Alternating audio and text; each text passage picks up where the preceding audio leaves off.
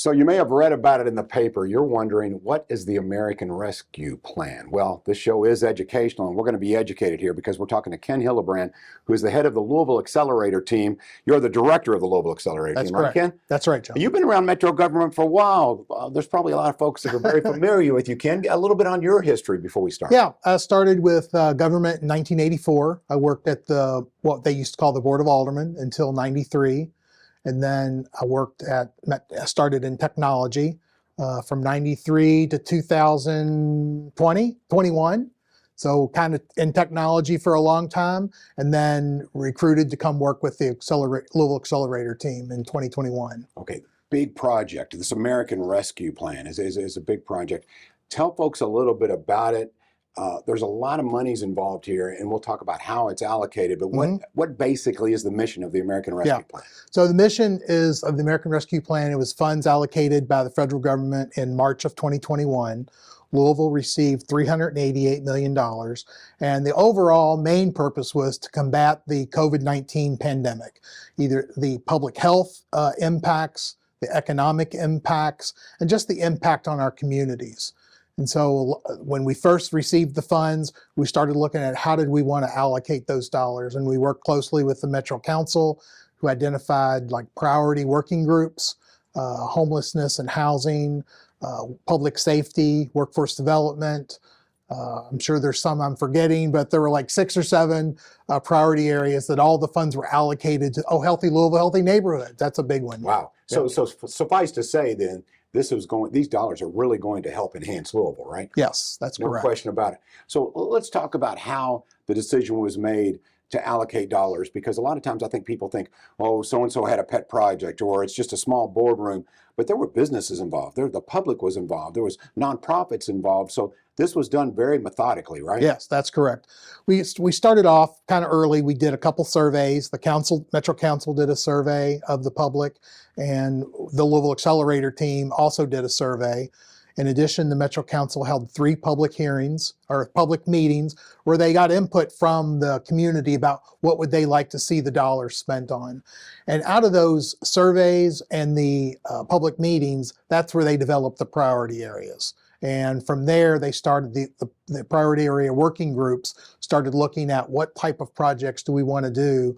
And they were things that came from the public. They were things that came from other agencies or nonprofits that felt like, hey, this would be a good project to do using the American Rescue Plan funds. So Ken, before we get into those projects, I'm curious, the Louisville Accelerator Team, what do you guys do? When I hear accelerator, I'm thinking, hey, this is going to happen fast. You're going to accelerate the process. Well, what exactly do you do? Well, some things we move along pretty quickly. Some things, we really are methodical about what we're doing. We feel like we have a fiduciary responsibility to the public and the federal government on how the dollars are being used.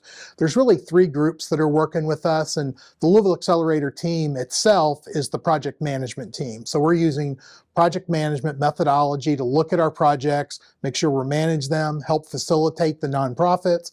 And then there's another group that we call the ARP compliance team and the ARP accounting team. And so they're looking at the 2 CFR 200 with his federal guidelines on how to manage projects, and it's very complex.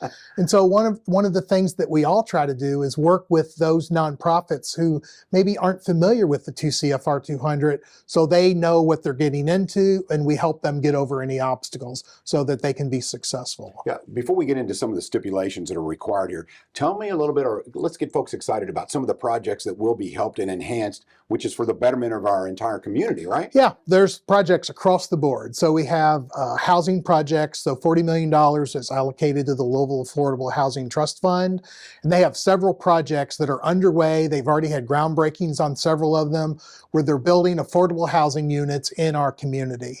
We have a permanent supportive housing projects, probably about 4 or 5 projects there where Wellspring is one of the nonprofits, and they have purchased some property to help people who need supportive housing. We have another one that's kicking off in March, Sheehan's Landing with St. John's, and they're kicking off a multi-unit development. Projects like that, but also projects to help with libraries. So Maine Library is doing some renovations and expansion.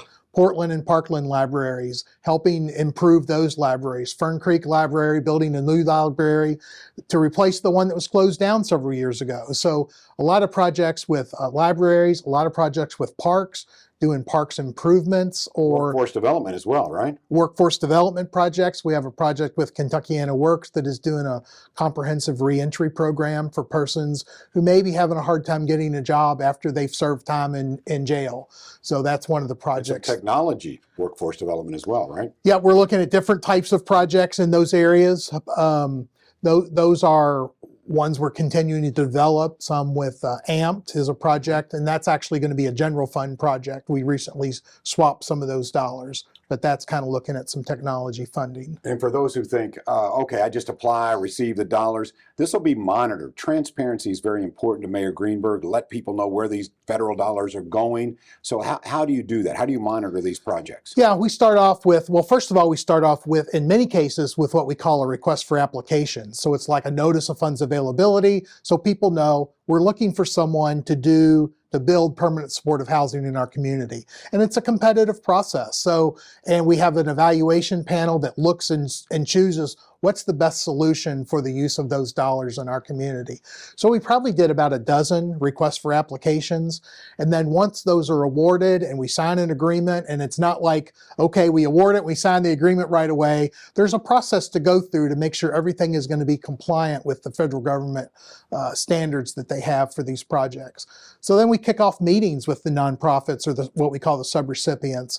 And we meet with them on a regular basis, monitor how they're doing, monitor that they're getting the reimbursements in on time.